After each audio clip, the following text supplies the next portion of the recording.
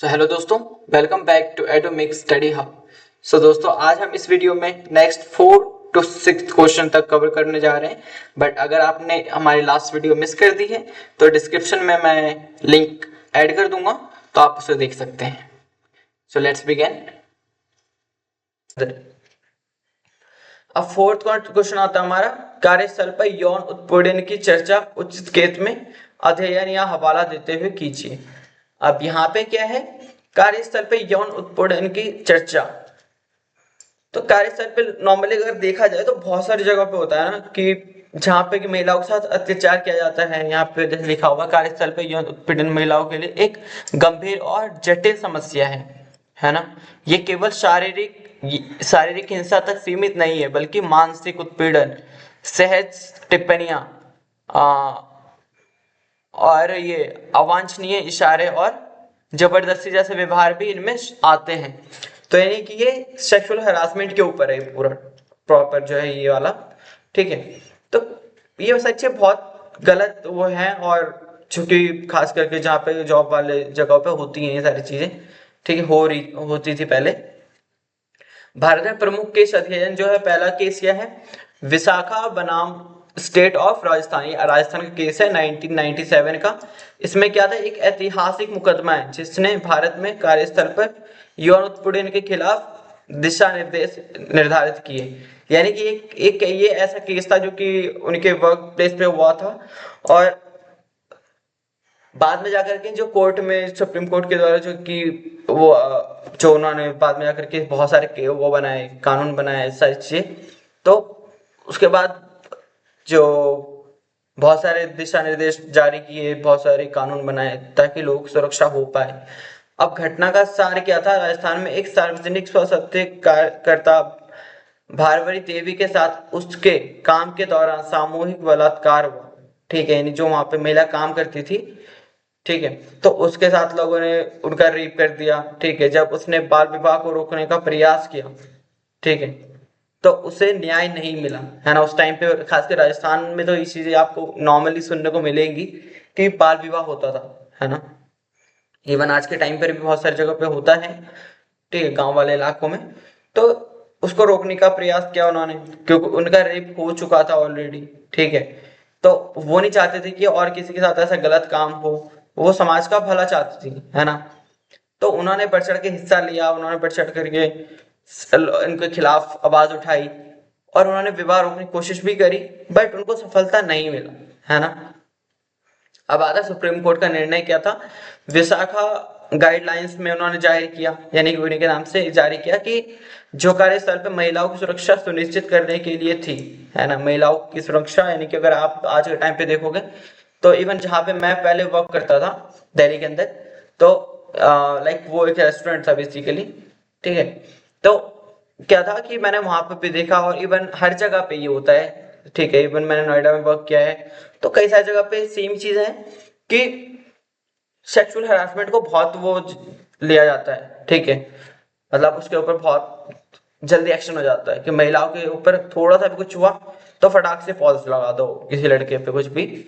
तो ये सारी चीज क्यों बनाई गई है, ताकि लड़कियों की सुरक्षा रह पाए, है, लड़कियां सुरक्षित रह पाए और सेफ फील करें, क्योंकि उनको पता होगा कि हाँ, हमारी सुरक्षा के लिए यहाँ पे चीजें प्रबंध है।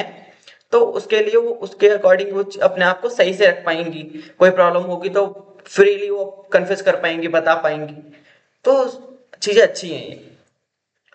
तो हर संस्थान को आंतरिक शिकायत समिति आईसीसी बनानी अनिवार्य होगी। आईसीसी यानी कि जो कि आपकी कंपनी के अंदर की चीजें, सारी चीजें देखेंगी। ठीक है, फुल फॉर्म क्या है इसका, आईसीसी, सॉरी फुल फॉर्म, चलिए ठीक है, कोई नहीं, आप आईसीसी का फुल फॉर्म कमेंट बॉक्स में प्लीज जरूर डालिए अगर आपको पता हो तो। ओके, तो कार्यस्थल को सुरक्षित और सम्मानजनक और लैंगिक भेदभाव रहित बनाने के निर्देश दिए गए हैं। तो ये सारी चीजें जो थी सुप्रीम कोर्ट ने जारी की है। अब इसका प्रभाव क्या हुआ, प्रभाव यानी इसका क्या असर पड़ा 2013 में। 2013 में पॉज एक्ट लागू हुआ, sexual harassment of women at work place. ये मैंने भी बताया ना, जो कि लड़कियों पे थोड़ा सा कुछ अगर होता है, उनको कुछ लगता है तो पॉज लगा दो, ये सारी चीजें वाला। तो ये क्यों लागू हुआ, ये उसके बाद लागू हुआ 2013 में, ठीक है। तो sexual harassment of women at work place prevention, prohibition and redressal act पारित हुआ। तो ये सारी चीजें लड़कियों की सुरक्षा के लिए थी। अब कार्यस्थलों पर शिकायत दर्ज करने की स्पष्ट प्रक्रिया और कानूनी संरक्षण उपलब्ध है ना, ये आज के टाइम की बात है। हालांकि इसमें अभी भी जागरूकता की जरूरत है, ठीक है। बहुत सारी जगह पे अभी भी पता नहीं है लोगों को, या बहुत सारी जगह पे अभी भी लोग, कुछ भी हो जाता है, बट महिलाएं अपने आप को अभी भी आगे नहीं कर पाती हैं, अभी भी अपनी प्रॉब्लम शेयर नहीं कर पाती हैं। तो जागरूकता की जरूरत है। उत्पीड़न को केवल कानूनी नहीं बल्कि सांस्कृतिक रूप से बदलाव के रूप में भी देखा देखा जाना चाहिए, है ना। लाइक कि उत्पीड़न क्या होता है, नॉर्मली हम बोलते हैं ना कि ऑफिस वगैरह में अगर कुछ हुआ तो वहां शिकायत कर देंगे, बट अगर बाहर हुआ तो क्या करेंगे। इवन अगर आज के टाइम पुलिस वाली चीज देखी जाए तो पुलिस को केस भी कर दो, तो बहुत जगह पे होता है कि वो केस ही आपका वो एफआईआर ही नहीं लिखते। कई जगह पे होता है कि आप लिख तो लेते हैं बट कोई उसके लिए पॉजिटिव रिस्पॉन्स नहीं मिलता, है ना, कि आपको लगे कि हाँ आपके साथ न्याय हो रहा है। तो सारी चीजें हो रही हैं, तो इसके लिए सांस्कृतिक बदलाव की भी बहुत जरूरत है, ठीक है। लोगों के सोच की बहुत जरूरत है कि वो चीज चेंज हो। अब आता है भारत में जनसंचार माध्यमों और जेंडर की भूमिका की चर्चा कीजिए। अब यहाँ पे क्या है, जनसंचार माध्यम जैसे कि टेलीविजन है, रेडियो, समाचार पत्र, फिल्में और सोशल मीडिया सिर्फ तो बल्कि ये समाज में जेंडर आधारित सोच और भूमिकाओं को बनाए रखने और बदलने में महत्वपूर्ण भूमिका निभाता है। लेकिन कि टेलीविजन टीवी हर कोई देखता है यार आज के टाइम पे, रेडियो भी कहीं ना कहीं सुनते हैं, ठीक है। अगर नॉर्मली गाड़ी वगैरह में हर चीज बहुत सारे इसमें ये रेडियो भी होते हैं, समाचार पत्र, ठीक है, न्यूज़पेपर जो आज के टाइम पे आपको सोशल मीडिया फोन पे मिल जाता है। फिल्में, ठीक है, मूवीज में बहुत सारी चीजों में आपको हेल्प करती है, चीजों को समझने में, पॉलिटिक्स को समझने में, सोशल मीडिया। तो ये सारी चीजें क्या है, ये समाज के लिए एक बहुत महत्वपूर्ण चीजें बन चुकी हैं आज के टाइम पे, है ना। जनसंचार माध्यम जिसको कहते हैं हम। तो महिलाओं के चित्रण क्या है, परंपरागत रूप से जन माध्यमों में महिलाओं को अक्सर घरेलू और सौम्य, त्यागमयी या सजावटी भूमिका में दिखाया जाता है।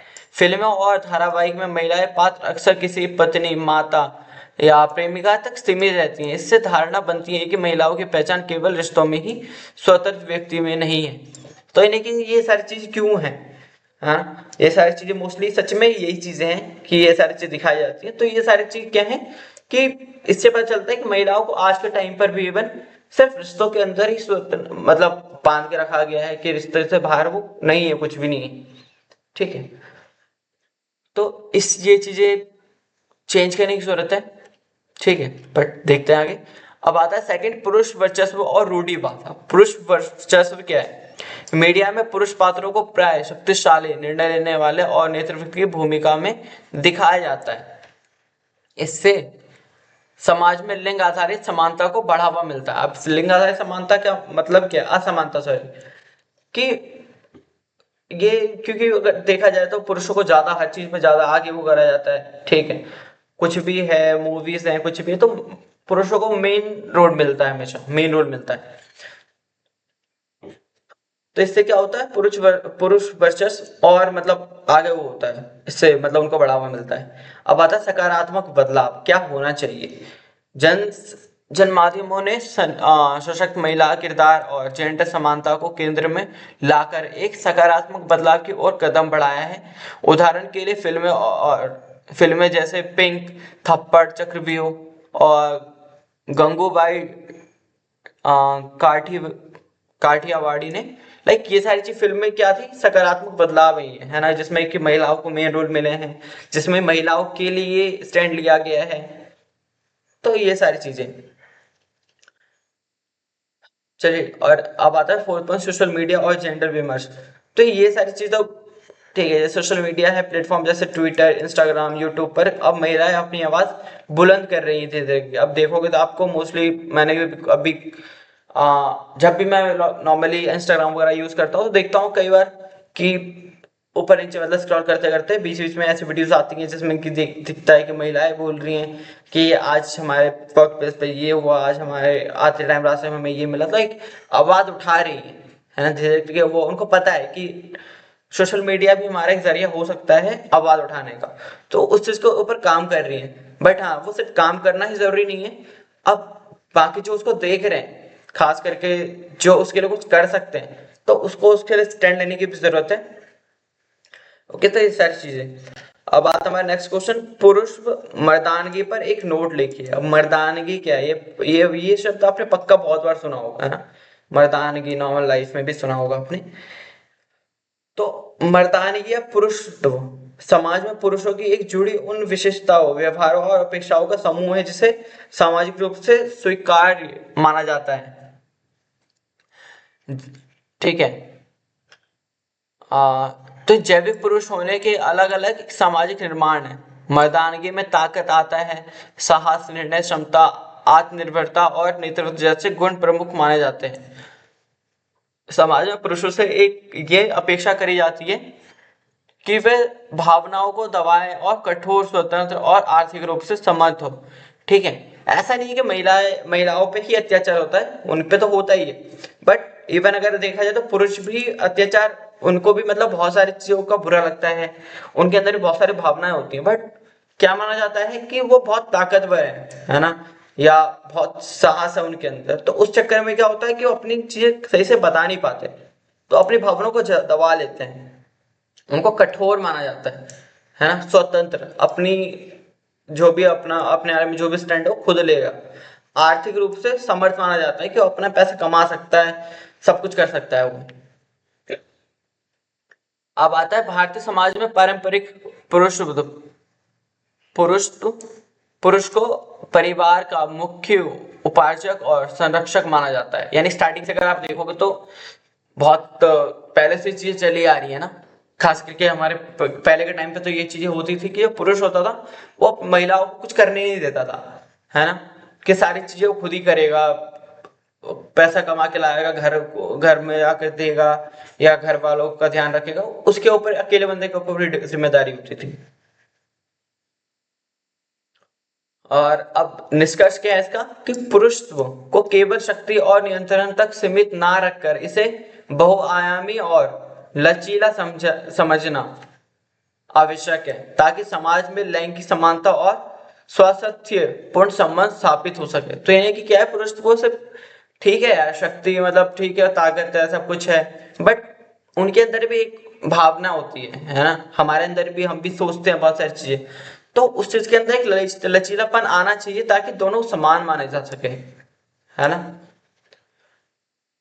ताकि समाज में लैंगिक समानता बन